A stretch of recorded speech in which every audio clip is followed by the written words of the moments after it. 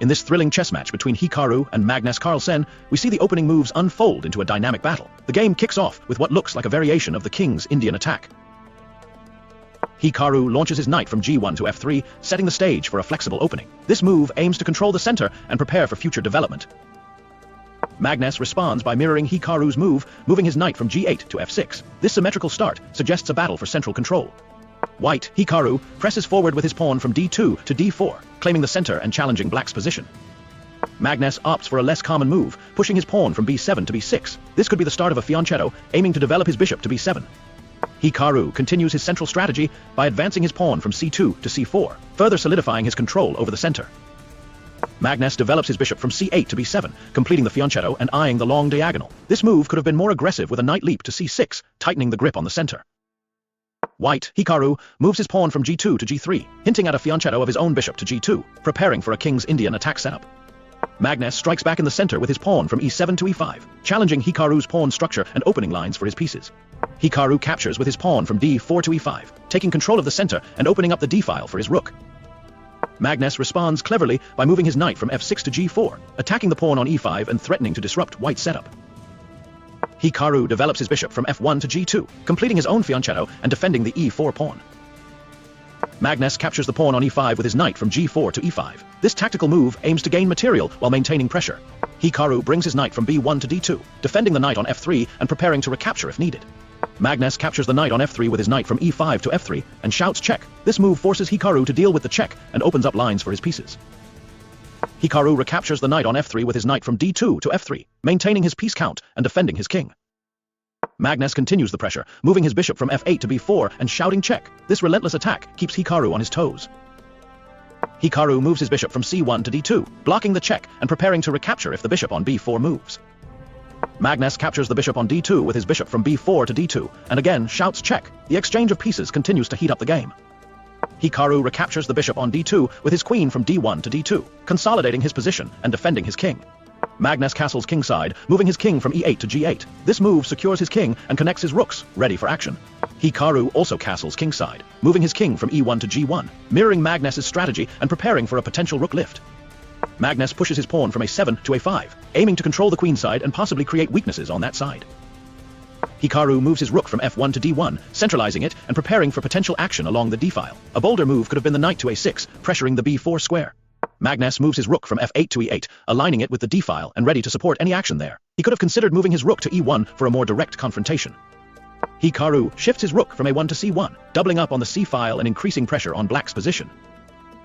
Magnus pushes his pawn from d7 to d6, challenging White's central control and preparing to develop his pieces further. Hikaru advances his pawn from c4 to c5, aiming to open the c-file and create weaknesses in black's pawn structure. Magnus captures the pawn on c5 with his pawn from b6 to c5, maintaining his pawn structure and opening lines for his pieces. Hikaru captures the pawn on c5 with his rook from c1 to c5. This move not only recaptures the pawn, but also threatens black's position. A bolder move could have been pushing the pawn to d5, challenging black's center more directly. Magnus pushes his pawn from a5 to a4, continuing his queenside expansion and aiming to create weaknesses on that side. Hikaru moves his rook from c5 to c4, maintaining pressure on the c-file and preparing for potential action along it.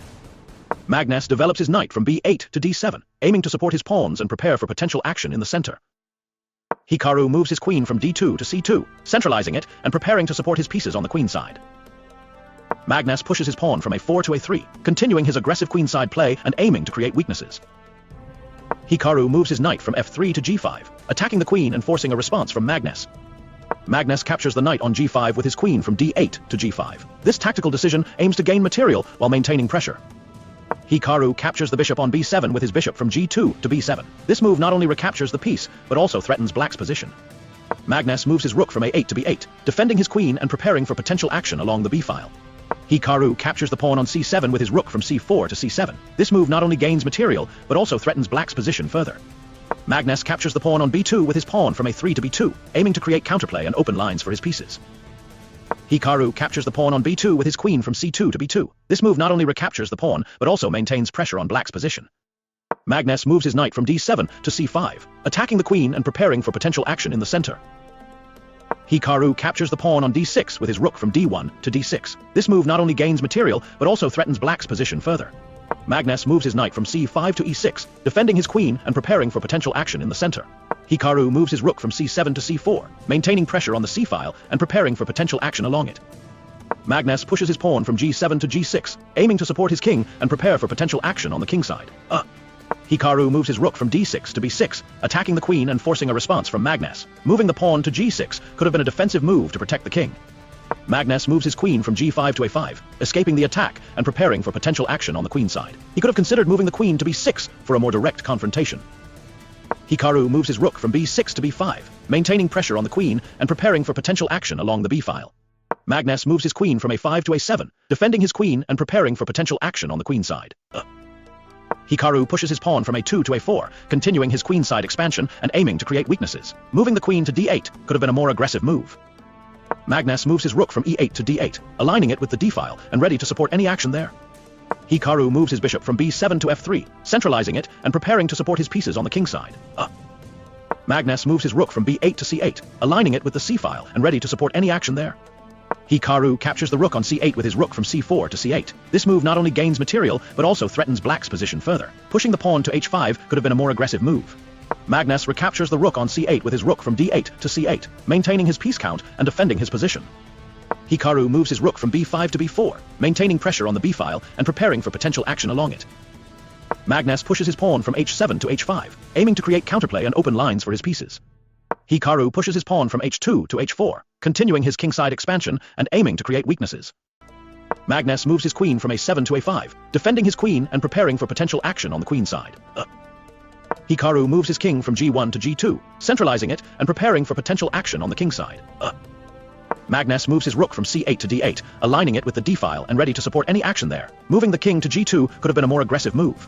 Hikaru moves his rook from b4 to c4, maintaining pressure on the c-file and preparing for potential action along it. Magnus moves his queen from a5 to a6, defending his queen and preparing for potential action on the queen side. Hikaru moves his queen from b2 to b5, attacking the queen and forcing a response from Magnus. Moving the queen to b4 could have been a more aggressive move. Magnus moves his queen from a6 to d6, defending his queen and preparing for potential action in the center. Hikaru pushes his pawn from a4 to a5, continuing his queenside expansion and aiming to create weaknesses. Magnus moves his queen from d6 to a3, defending his queen and preparing for potential action on the queen side. Hikaru moves his bishop from f3 to d5, centralizing it and preparing to support his pieces in the center. And with this move, MagnusCarlsen resigns, and Hikaru emerges victorious in this intense battle. What a game! Hikaru's strategic play and tactical prowess have led to a stunning victory over MagnusCarlsen. The game ends with Hikaru winning by resignation, showcasing the depth and excitement of chess at its finest.